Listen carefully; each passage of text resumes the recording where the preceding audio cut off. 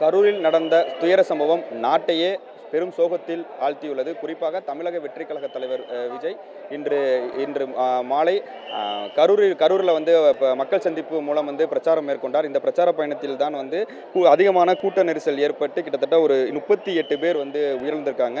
இவர்கள் உயிரிழந்த சம்பவம் நாட்டையே பெரும் சோகத்தில் ஆழ்த்தியுள்ளது. நாம் தற்பொழுது இங்கே வந்து கரூர் அரசு மருத்துவக் கல்லூரி மருத்துவமனையில் தான் இருக்கோம். இந்த மருத்துவமனையை பார்க்கும்போதே தெரியும், ஒவ்வொருத்தவர்கள் முகத்திலையும் வந்து ஒரு சோகமே காட்சியளிக்கிறது.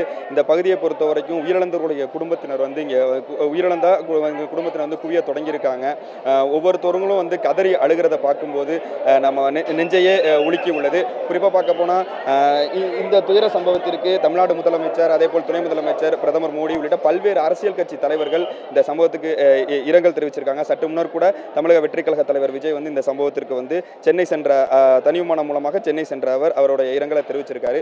குறிப்பாக பார்க்க போனால் இந்த பகுதியை இந்த அரசு மருத்துவக் கல்லூரி மருத்துவமனை மற்றும் தனியார் மருத்துவமனைகளில் 58 பேர் வந்து சிகிச்சை அளித்துட்டு இருக்காங்க. அந்த 58 பேருக்கும் முறையான சிகிச்சை அளிக்க, தங்கு தடையின்றி சிகிச்சை அளிக்க அனைத்து வித ஏற்பாடுகளும் செய்யப்பட்டிருக்கு.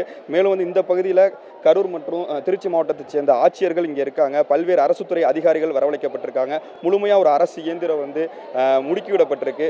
அதே போல் வந்து அமைச்சர்கள் அன்பில் மகேஷ் பொய்யாமொழி, அதே போல் தமிழ்நாடு இயற்கை வளங்கள் துறை அமைச்சர் ரகுபதி, முன்னாள் அமைச்சர் செந்தில் பாலாஜி உள்ளிட்டவர்கள் வந்து இந்த பகுதியில் இருந்து உடனடியாக அந்த காயமடைந்தவர்களுக்கும், அதே போல வந்து மூச்சுத்திணறலால் பாதிக்கப்பட்டு மயக்கமுடிந்து சிகிச்சை மேற்கொண்டு வருபவர்களுக்கும் அனைத்து வித சிகிச்சையும் தங்கு தடையின்றி கிடைக்கணும்னு சொல்லிட்டு மருத்துவர்களுக்கு உரிய ஆலோசனையை தெரிவித்து கூடவே இருந்து அவங்களுக்கு சிகிச்சை அளிப்பதை வந்து கண்காணிச்சுக்கிட்டு இருக்காங்க. குறிப்பாக பார்க்க போனால் தமிழ்நாடு முதலமைச்சர் மு.க. ஸ்டாலின் இன்று இரவே வந்து கரூர் மருத்துவமனைக்கு வந்து உயிரிழந்தவர்கள் குடும்பத்திற்கு இரங்கலை தெரிவித்து அதே போல காயமடைந்தவர்களுக்கு வந்து ஆறுதலையும் கூற உள்ளார். குறிப்பாக பார்க்கணும், உயிரிழந்த குடும்பத்திற்கு தமிழ்நாடு அரசு சார்பில் முதலமைச்சர் நிவாரண நிதியிலிருந்து உயிரிழந்தவர்கள் குடும்பத்திற்கு தலா 10 லட்சம் ரூபாய் நிவாரண உதவியை வந்து தமிழ்நாடு அரசு அறிவித்திருக்கிறது. அதே போல் காயமடைந்தவர்களுக்கு 1 லட்சம் ரூபாய் வீதம் வந்து நிவாரணத்தை வந்து அறிவிச்சிருக்காங்க. ஒட்டுமொத்தமாக இந்த சம்பவம் ஒரு நாட்டையே வந்து உலுக்கி உள்ளது. குறிப்பாக இந்த பகுதியை பொறுத்த வரைக்கும் காவல்துறையினர் முழுமையாக வந்து இங்கே வரக்கூடிய கூட்டத்தை வந்து கட்டுப்படுத்துவதற்கும் வேறு எதுவும் அசம்பாவித சம்பவங்கள் மருத்துவமனையில் நிகழாமல் இருப்பதற்கும் முழுமையாக காவல்துறையினர் பாதுகாப்பு போடப்பட்டிருக்கு. திருச்சி ஐஜி தலைமையில் வந்து இங்கே கிட்டத்தட்ட ஒரு 100க்கும் மேற்பட்ட போலீசார் குவிக்கப்பட்டிருக்காங்க.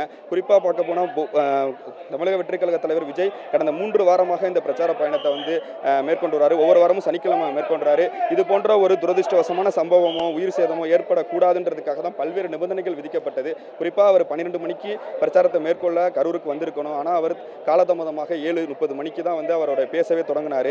அதற்கு பிறகுதான் வந்து இந்த பேசும் பொழுதே வந்து பலர் வந்து மயக்கமடைந்ததை நம்மால் வந்து பார்க்க முடிந்தது. அங்கே பெரும் அளவிலான தள்ளுமுள்ளும் கூட்ட நெரிசலில் சிக்கி மூச்சுத்திணறல் ஏற்பட்டு உயிரிழந்தவர்களை வந்து பலர் வந்து இங்கே மருத்துவமனைக்கு அழைத்து வரும் பொழுதே உயிரிழந்த நிலையில தான் வந்திருக்காங்க. 58 பேர் இப்போ சிகிச்சை அளித்துட்டு வரக்கூடிய நிலை. இனிமே வந்து உயிரிழப்புகள் வந்து ஏற்படக்கூடாதுன்றதுக்காக மருத்துவர்கள் வந்து இரவு பகலாக இங்கே பணிபுரியணும் அப்படின்னு வந்து ஒரு உத்தரவும் பிறப்பிக்கப்பட்டிருக்கு. அது மட்டும் கூடுதலாக மருத்துவர்கள் தேவை என்றால் சேலம், நாமக்கல் உள்ளிட்ட அரசு மருத்துவமனையிலிருந்து மருத்துவர்களை வரவழைக்கிறதுக்கான ஏற்பாடுகளும் இங்கே நடைபெற்றக்கூடிய நிலையில் 58 பேர்களும் இனி வரக்கூடிய நேரங்களில் அவர்களுக்கு தேவையான அனைத்து சிகிச்சையும் வந்து முழுவீச்சில் செய்யறதுக்கான அனைத்து வித ஏற்பாடுகளும் இந்த பகுதியில் செய்யப்பட்டு இந்த அரசு மருத்துவக் கல்லூரி மருத்துவமனையில் செய்யப்பட்டிருக்கு. இப்போ 58 பேர் சிகிச்சை பெற்று வருகிறார்கள் அப்படின்னு சொல்லுவீங்க. இந்த 58 பேருமே அரசு மருத்துவமனைகளில் தான் இருக்காங்களா, அல்லது சிலர் இப்போ தனியார் மருத்துவமனைகள்லையும் இருக்காங்களா? அரசு மருத்துவமனையிலையும் தனியார் மருத்துவமனையிலையும் சிகிச்சை பெற்று இருக்காங்க. குறிப்பாக சற்று முன்னர் வந்து அதாவது முன்னாள் அமைச்சர் செந்தில் பாலாஜி கூறும்போது கூட தனியார் மருத்துவமனைகளில் சிகிச்சை பெற்று வந்தாலும் கூட அவங்களுக்கு தேவையான அனைத்து கட்டணங்களையும் அது வந்து அவங்கள்ட்ட கட்டணம் வந்து செலுத்த வேணாம், அந்த கட்டணத்தை அரசே வந்து செலுத்திடும். அவங்களுக்கு தேவையான அனைத்து வித உயர்தர சிகிச்சையும் தனியார் மருத்துவமனைகளையும் செய்கிறதுக்கான அனைத்து ஏற்பாடுகளும் செய்யப்பட்டிருக்கு.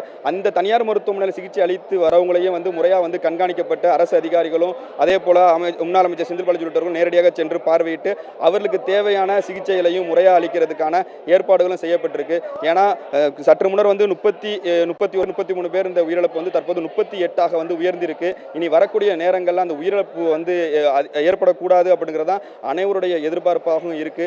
ஆனால் இந்த உயிரிழப்பு ஏற்படக்கூடாது என்பதற்காக இரவு பகலாக அந்த மருத்துவர்கள் பணியில் இருந்து அவருக்கு தேவையான அனைத்து வித சிகிச்சையும் செய்யணும் அப்படின்னு சொல்லி தான் பல்வேறு கட்ட ஆலோசனைகளை வந்து மாவட்ட ஆட்சியர்கள், அரசு அதிகாரிகள், அதே போல வந்து தமிழ்நாடு அமைச்சர்கள் வந்து தமிழ்நாடு முதலமைச்சர் அறிவுறுத்தலின் பேரில் பல்வேறு நடவடிக்கைகளில் ஈடுபட்டிருக்காங்க.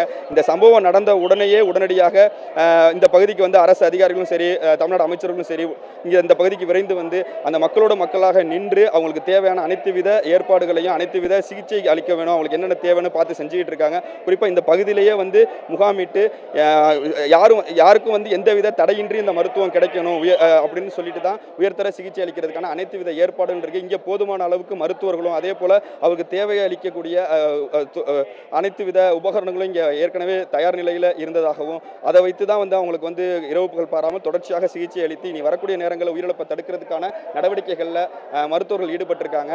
இதே போல வந்து 38 பேர் உயிரிழந்தது ஒட்டுமொத்தமாக நாட்டையே உலுக்கியுள்ள நிலை. இந்த கரூர் மருத்துவமனை முழுவதுமே வந்து அழுகுரல் கேட்கிறது. அதை காதால் கேட்க முடியாத அளவுக்கு, நெஞ்சை உலுக்கக்கூடிய அளவுக்கு பெரும் துயரத்திலேயே இங்கே வரக்கூடியவர்களின் முகத்தை பார்க்கும்போது ஒவ்வொரு முகத்திலுமே அது தெரிகிறது. நாமும் கூட சற்று முன்னர் பார்க்கும்போது கூட ஒவ்வொருத்தரும் கதறி அழுதது வந்து காதால் கேட்க முடியாத அளவுக்கு தான் இருந்தது. ஏன்னா குழந்தைகளும் அதில் உயிரிழந்திருக்காங்க. கிட்டத்தட்ட ஒரு 6க்கும் மேற்பட்ட சிறுவர்கள் வந்து உயிரிழந்திருக்கிறதாக சொல்றாங்க. உடனுக்குடன் செய்திகளை தெரிந்து கொள்ள சன் நியூஸ் பெல் ஐகானை கிளிக் பண்ணுங்க.